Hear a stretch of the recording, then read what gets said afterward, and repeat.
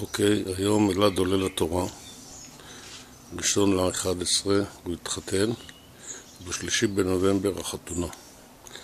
שבת עלייה לתורה, שבת וירא, אלעד עולה לתורה, בית הכנסת ברעות. אני מצלם את הגן שלנו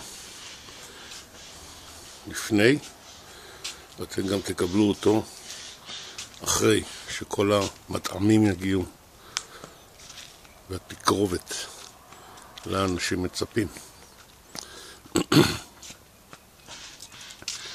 הכנו את הגינה שלנו, פה יש פינת זולה, פינת ישיבה נהדרת.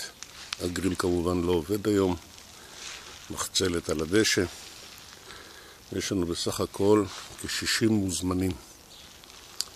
אנחנו נשמח שיגיעו כולם ויתענגו.